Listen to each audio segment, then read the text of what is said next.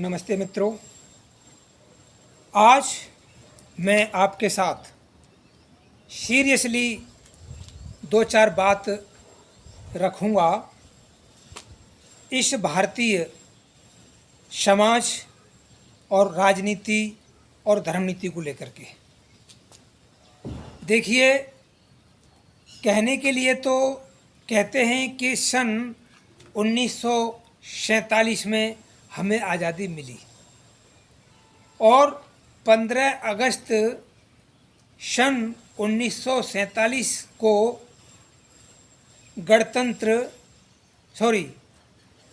आज़ादी का दिवस मनाया गया और वो हर वर्ष ये प्रक्रिया दोहराई जाती है। हर 15 अगस्त को देश में एक जश्न बहुत बड़े स्तर पर मनाया जाता है, नेशनल स्तर का। लेकिन इस नेशनल स्तर में कई दिग्गज जो राष्ट्रपति, प्रधानमंत्री और बहुत सारे लोग विदेशों के यहाँ उस कार्यक्रम पर उपस्थित भी होते हैं अपनी आपकी दिल्ली में, और उनको दिखाया जाता है बहुत सारी झांकियाँ इस देश की संस्कृति सभ्यता के बारे में।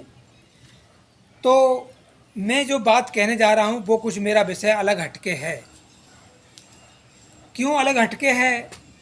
कि जिस उद्देश्य से हमारे वीर शहीद इस देश की आज़ादी में शहादत जिन्होंने दी, जिस उद्देश्य से, लेकिन वो उद्देश्य, वो सपना उनका अधूरा का अधूरा है। क्योंकि हर शहीद का ये सपना था कि जब हमारा राष्ट्र आज़ाद होगा, हमारा देश अंग्रेज़ों की गुलामी से मुक्त होगा, तो इस देश में नई व्यवस्था के तहत हर आम जन को उसका राइट मिलेगा, उसका हक मिलेगा और संवैधानिक तौर पर उसको सुरक्षा, न्याय, चिकित्सा, शिक्षा सारी व्यवस्था होगी, रोजी रोटी सारी व्यवस्था उसको होगी। लेकिन हम जो अब देख रहे हैं, आज़ादी के 78 साल हो गए और हमारी उम्र भी आज 58 साल हो गई। तो जो हम आज देख रहे हैं तो ऐसा लगता है कि आज़ादी के बाद जिनके हाथ में आज़ादी नाम की जो एक वो आई, सत्ता आई या पावर आई, उन्होंने किया, बहुत कुछ किया, लेकिन बहुत कुछ बाकी छूट गया। और उम्मीद ये करी गई थी कि छूटा हुआ शायद अब जो 2014 में एक नई बीजेपी भारतीय जनता पार्टी को सत्ता नसीब हुई इस देश की, तो उसने तो इस देश को और गहरे गड्ढे में ले जा कर के छोड़ दिया। और वो आप कहेंगे कि वो कैसे हुआ? तो वो ऐसे हुआ कि ये पार्टी जिसको हम भाजपा कहते हैं, हमारे बाबूजी भी कहा करते थे कि भाजपा पार्टी ये किसानों की नहीं, ये गरीब और मजदूरों की नहीं है। ये हमारे बाबूजी कहा करते थे आज से करीब करीब 30 साल पहले, 30 साल 35 साल पहले ये बात सुनते थे हम उनके मुख से। वो आज हमें भी अनुभव हो रहा है कि वो ठीक कहा करते थे। आसमान से टपकी और खजूर पर अटकी वाली बात है कि आज़ादी तो आई लेकिन वो खजूर पर लटक गई, कांग्रेस के हाथों में गई, उसके बाद में अब बीजेपी के हाथों में आ गई वो आज़ादी की गिंडो, यानी एक तरफ की गेंद सी है। और ये इससे खिलवाड़ हो रहा है किसके नाम पर? देश की लोकतंत्र के नाम पर। संविधान की धज्जियां उड़ाई जा रही हैं।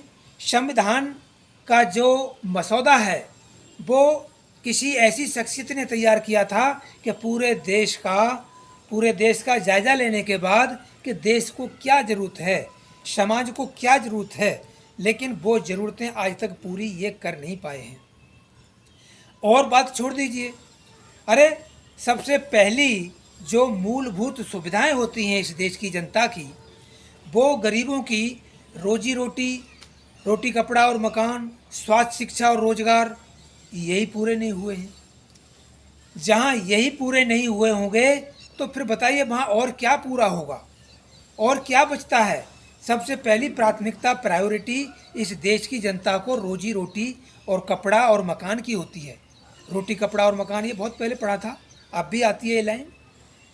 मूलभूत सुविधाएं पहले अनिवार्य हैं। स्वास्थ्य, शिक्षा, रोजगार ये अनिवार्य है, लेकिन न तो स्वास्थ्य को ये बचा पाए, न शिक्षा को बचा पाए, न रोजी रोटी कपड़ा दे पाए लोगों को, और ना ही क्या कहेंगे हम आपको कि ऐसे संस्कार दे पाए जिससे कि देश एक होकर के संगठित हुआ होता। आज देश में धर्म के नाम पर, जाति के नाम पर, मजहब के नाम पर कोने कोने में दंगे और फसाद जो हो रहे हैं, ये राजनेताओं की देन है, धर्म के नेताओं की देन है। ये नहीं चाहते, अगर ये चाहते तो ये समस्या पैदा नहीं होती। समस्या इन्होंने पैदा की और यही समाधान देने की बात करते हैं। और वो कैसा समाधान देने की बात करते हैं? जैसे कि आँखें किसी की लेने के बाद और चश्मे दान करना, यानी उनकी आंखें खराब कर दी, उनका स्वास्थ्य खराब कर दिया, उनकी व्यवस्था सारी खराब कर दी कमाने खाने की। अब 5-5 किलो राशन, 2-2 किलो तेल, 2-2 किलो चीनी दे करके उनको एक तुष्टीकरण की नीति अपना करके भारत सरकार ये चाहती है कि हम ये बहुत बड़ा पुण्य कर रहे हैं। यानी पाप करो और फिर पाप की लुटाई से, और करोड़ों का तो लुटाई करो उसमें से, और सैकड़ों में उसको बांट दो कि हम आपके लिए दान कर रहे हैं। तो ये नीति है यहाँ की नेताओं की, यहाँ के सामाजिक धार्मिक नेताओं की। तो भाइयों और बहनों, ये पर्याप्त नहीं है, इससे काम इस देश का नहीं चलेगा, जनता का नहीं चलेगा। तो मैं तो ये कहूँगा सभी भाई और बहनों से, जहाँ तक मेरी ये पहुँच हो, आप मुझे इस क्लिप के माध्यम से, वीडियो के माध्यम से जहाँ तक सुन रहे हों, थोड़ा सा विवेक अपने अंदर लाओ कि क्या ये हमारी आने वाली जो जनरेशन है, जो बच्चों का जो फ्यूचर आएगा, क्या उसके लिए यही चलता रहेगा कि हम भिखारी बन करके इनके दरवाजे पर भीख मांगते रहेंगे?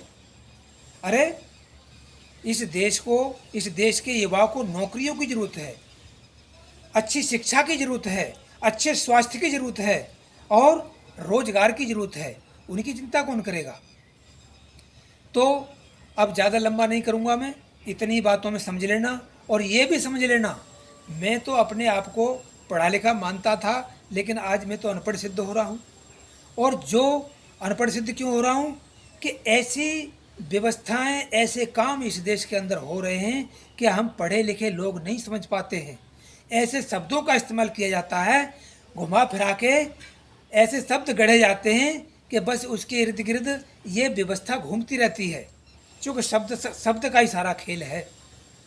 अब मुद्रास्फीति को मैं नहीं समझता था, लेकिन जब मैंने आज डिक्शनरी खोली तब मुझे पता लगा कि मुद्रास्फीति क्या है।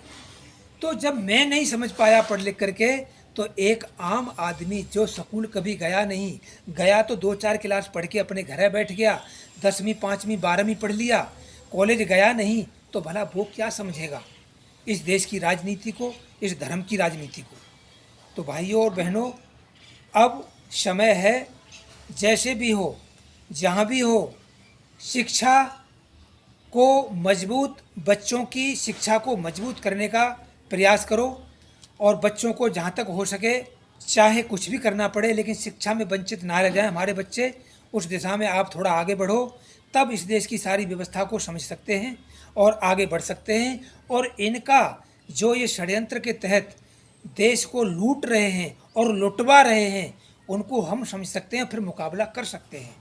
समझने के बाद, जब तक बात समझ में नहीं आएगी तब तक हम तो बोल ही नहीं सकते हैं। तो इसलिए अगर पढ़ेंगे, लिखेंगे, समझेंगे तो बातचीत कर पाएंगे, वरना हमारे से और आपसे कुछ नहीं होगा। इन्हीं शब्दों के साथ आप सभी भाई और बहनों का सादर नमस्कार और धन्यवाद। जय हिंद।